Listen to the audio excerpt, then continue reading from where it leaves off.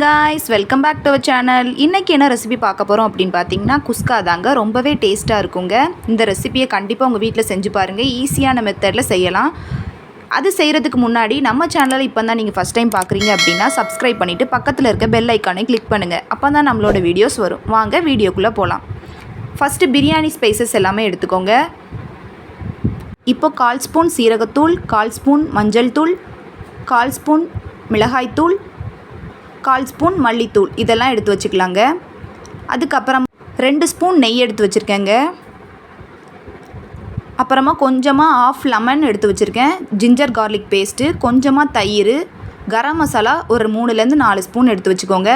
2 onion cut பண்ணி வச்சுருக்கேன். ஒரு தக்காளி பெரிய தக்காளியாக கட் பண்ணி வச்சுருக்கேன். காரத்துக்கு ஏற்ற மாதிரி மிளகாய் தூள், அதுக்கப்புறம் கொத்தமல்லி புதினா எடுத்து வச்சுருக்கேங்க. ஒரு கைப்பிடி எடுத்து வச்சுருக்கேன். இப்போ குக்கர் எடுத்து வச்சுக்கோங்க. குக்கர் நல்லா சூடானதும் ஆயில் சேர்த்துக்கலாம். 2 ஸ்பூன் ஆயில் சேர்த்துக்கோங்க.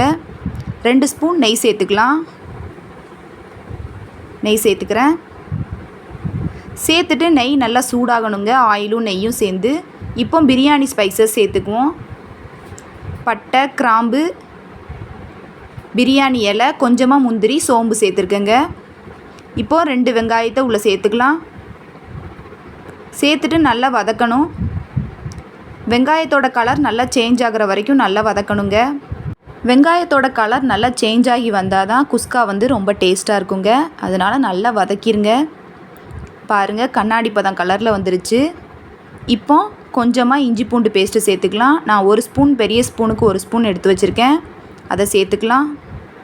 சேர்த்துட்டு மறுபடியும் ஒரு வாட்டி நல்லா இந்த மாதிரி வதக்கிக்கோங்க. இஞ்சி பூண்டு எல்லாமே வெங்காயத்தில் நல்லா மிக்ஸ்டாகி வரணுங்க. அந்த அளவுக்கு நல்லா வதக்கிக்கோங்க. இப்போ வதக்குனதுக்கப்புறமா பச்சை மிளகாய் சேர்த்துக்கலாம். காரத்துக்கு ஏற்ற மாதிரி நான் 2 மிளகாய் எடுத்துருக்கேங்க. புதினா, கொத்தமல்லி எல்லாம் எடுத்துக்கலாம். சேர்த்துட்டு எல்லாத்தையும் நல்லா ஒரு வாட்டி வதக்கி விட்டுக்கோங்க. நல்லா வதங்கணுங்க. சுருங்கும் புதினா, கொத்தமல்லி எல்லாம் நல்லா வதங்கினோன்னே இந்த மாதிரி வதக்கிக்கோங்க. வதக்குனதுக்கப்புறமா கல்லுப்பு சேர்த்துக்கிறேங்க. நான் கல்லுப்பு ஸ்டார்டிங்லேயே சேர்த்துக்கிட்டிங்க அப்படின்னா அடி பிடிக்காமல் வருங்க. அதாவது குஸ்கா செஞ்சதுக்கப்புறமா கீழே அடி பிடிக்காமல் வரும். அதனால் ஃபஸ்ட்டே உப்பு சேர்த்துக்கோங்க. சேர்த்துட்டு நல்லா வதக்கிக்கோங்க. இப்போது நான் தக்காளி பழம், பெரிய தக்காளி பழம் 1 கட் பண்ணி வச்சுருந்தேன். அதை உள்ளே சேர்த்துக்கிறேன். சேர்த்துட்டு நல்லா இந்த மாதிரி வதக்கிக்கோங்க. தக்காளி வந்து நல்லா வதங்கி வரணுங்க. அப்போ தாங்க டேஸ்ட்டு நல்லாயிருக்கும். இந்த மாதிரி நல்லா வதக்கிக்கோங்க. பாருங்கள் எவ்வளோ தூரம் நல்லா வதங்கிருச்சு தக்காளி. இப்போ எல்லா மசாலாவையும் சேர்த்துக்கலாம். சேர்த்துட்டு கரம் மசாலாவையும் சேர்த்துக்கிறேன். இந்த மாதிரி நல்லா வதக்கிக்கோங்க. மசாலா சேர்த்த உடனே வெங்காயம் தக்காளியில் நல்லா மசாலா வந்து இறங்கணுங்க. அதனால் நல்லா மசாலா சேர்த்ததுக்கப்புறம் வதக்கிக்கோங்க. வதக்குனதுக்கப்புறமா ஒரு 2 நிமிஷம் அப்படியே வச்சுருங்கங்க. மசாலா எல்லாமே வெங்காயம், தக்காளி, மிளகாயில் நல்லா அப்சர்வ் ஆகி எண்ணெய் பிரிஞ்சு வருங்க. இந்த பார்த்திங்களா, எண்ணெய் வருது. இந்த மாதிரி பிரியும். இப்போ தயிர் சேர்த்துக்கலாம். தயிர் சேர்த்துட்டு நல்லா மிக்ஸ் பண்ணணுங்க. இப்போ இந்த மாதிரி நல்லா மிக்ஸ் பண்ணிக்கோங்க.